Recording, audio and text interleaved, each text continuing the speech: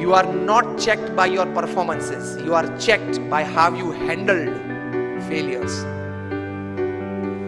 Fortune 500 के बारे में तो आपने सबने सुना है ना, Fortune 500 कंपनीज, उसमें से कई CEOs को मैं मिला हूं। नेशनल इंटरनेशनल सेमिनार्स में हम मंच पे साथ में रहे हैं। अभी 2 साल पहले शिव खेरा और हम लोग साथ में थे। बहुत अच्छी बातचीत वार्तालाप हम मंच पे बैठे तब हुआ था। बड़े बड़े CEOs को मैंने पूछा है, मल्टीनेशनल कंपनीज के CEOs को, कि the person to whom you are paying more than 10 crore rupees per annum in salary, what do you ask them in their interviews? तो एक बड़े मल्टीनेशनल कंपनी के CEO ने मुझे पूछा था कि Swami, this is the first time I am asked this. कभी हमने ये नहीं सोचा था। मैंने बोला कि क्योंकि कई एग्जीक्यूटिव्स हैं, उनकी एनुअल तनख्वाह है 50 करोड़ 100 करोड़। मैं जागृत अवस्था में बोल रहा हूँ।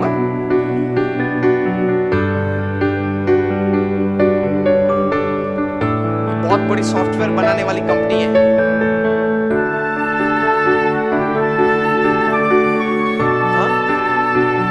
इन्फोसिस नहीं, इंडियन कंपनी है, अमेरिकन कंपनी है। एलिसन उनका CEO है। Allison,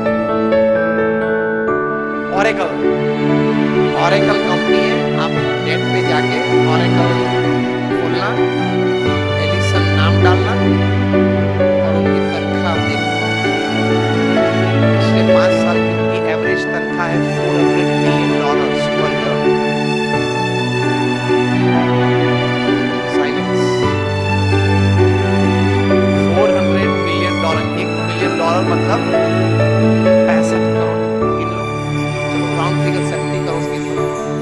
$1 million is, that is $10 lakh is 7 crore rupees. So 400 million is 2800 crore rupees per annum salary. अब देख लेना, मैं नाम देता हूँ, Allison, ELLISON, he is the CEO of Oracle। अब नाम देख लेना। अभी परसों ही आपने सुना होगा सुंदर पिचाई का, गूगल के CEO, पर डे की सैलरी 3.5 करोड़। परसों ही न्यूज थे। हाँ, 2 दिन पहले न्यूज थे। In the print media it is today, electronic media में 2 दिन पहले आ गए थे ब्रेकिंग न्यूज में। लास्ट ईयर फाइनेंशियल ईयर की पूरी सैलरी उनकी 1285 करोड़ थी। टू बी एग्जैक्ट 1285.5 करोड़, मतलब रोज की तनख्वाह 3.5 करोड़ की। सुंदर पिचाई, गूगल के CEO। अब देख लेना। मैंने इनको पूछा, इनकी MNC की टर्नओवर थी 2.5 लाख करोड़ की। हम दिल्ली में एक फंक्शन में साथ में थे, मंच पे बैठे थे। मैंने उनको पूछा कि those executives whom you pay more than 10 crores or 25 crores, उनको इंटरव्यू में आप पूछते क्या? क्योंकि उनके पास डिग्रीज तो एक्स्ट्राऑर्डिनरी है। He is a double MBA from LSE और हार्वर्ड। एकेडमिक्स तो पूछना नहीं है। इतनी बड़ी तनख्वाह देते हो तो वो 10-15 साल का अनुभव तो है उसको। 10-15 साल में उसने 50,000 करोड़ 1 लाख करोड़ मैनेज किए हैं, हर साल टर्नओवर किया है। ऐसी कंपनीज में ही बड़ी बड़ी पोजीशंस में रहे हैं। तो उनको नेटवर्किंग में पूछना नहीं है, एडमिनिस्ट्रेशन में पूछना नहीं है, HR में पूछना नहीं है, मैनेजमेंट में पूछना नहीं है, ग्रोथ के बारे में आपकी क्या सोच है वो पूछना नहीं है। आप पूछते क्या हो? उन्होंने मुझे एक बहुत अच्छी बात बताई कि स्वामी जी, इन कक्षा के लोगों को, जिनको हम ये प्रकार की तनख्वाह देते हैं, उनको इंटरव्यू में एक ही प्रश्न पूछते हैं। I was like very surprised. मैंने बोला एक ही प्रश्न पूछते हो कहाँ? और उनका उत्तर वे 20-25 मिनट तक देते हैं, तभी उत्तर पूरा बनता है।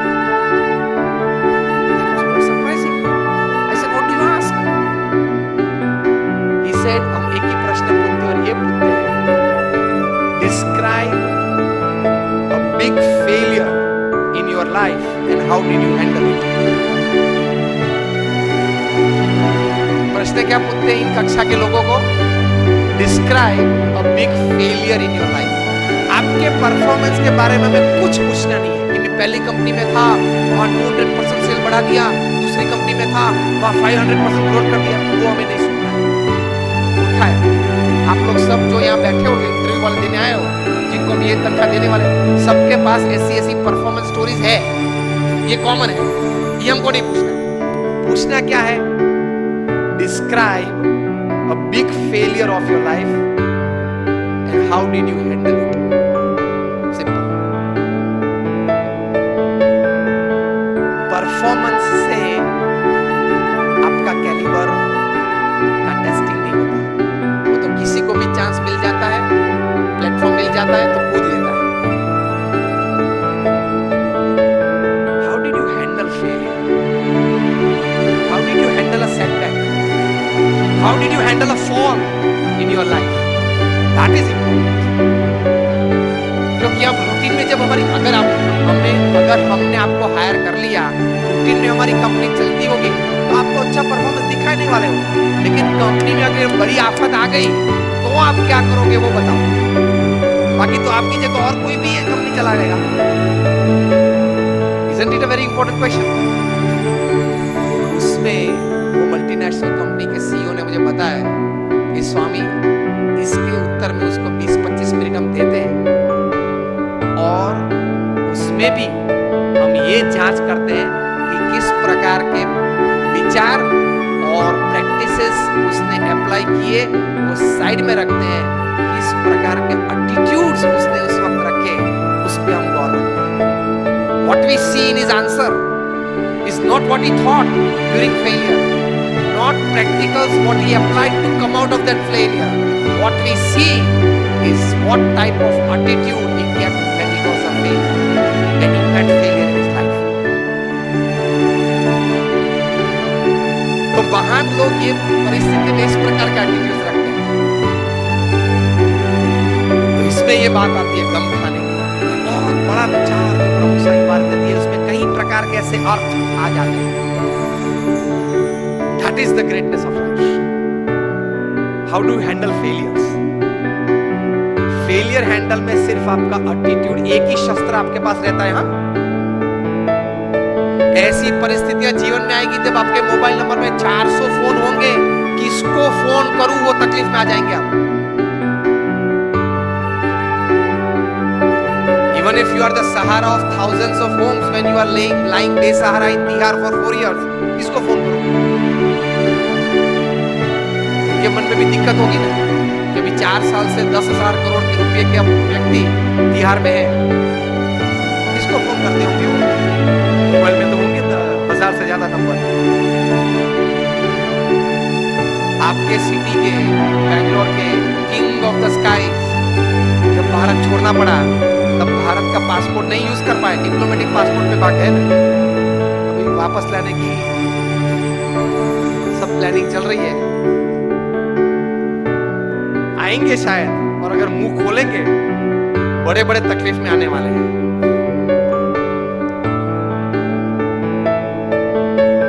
फेलियर्स जब आते हैं तब एटीट्यूड्स किस प्रकार का रखते हैं, that is very important. Blame game चालू हो जाती है। तो ये व्यक्तिगत जीवन है। तीसरा एक बात कार्य दृष्टि से, कि कर्म करना हमारा अधिकार है, फल भी हमारा अधिकार नहीं। If there are 100 things which are in your control that you can affect the end result, there are 1,000 factors which are not in your control which can negatively affect the end result. Yes or no? आपने बड़ा अच्छा धंधा चालू कर दिया, लेकिन government की policy बदल गई।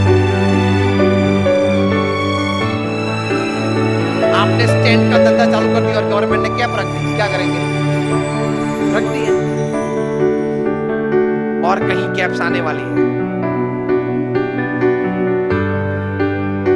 मतलब there are thousands of factors which are not in your control which can actually affect the end result. इसलिए श्रीमद् भगवत गीता में भगवान श्री कृष्ण ने लिखा है कि you do your job in the best knowledge and the best practices that you have. End result, Lord Krishna says, I will decide. आपके पूर्व के जो कर्म हैं, आपने जिस भावना से वो कर्म किया है, जिस स्वार्थ से वो कर्म किया है, जिस एक दोनों को धक्का मार के आगे निकल गए हो, वो सब भी हिंदी में तो लेना पड़ेगा ना। तो सब वो हिसाब से फाइनल रिजल्ट आता है। अगर ये बात को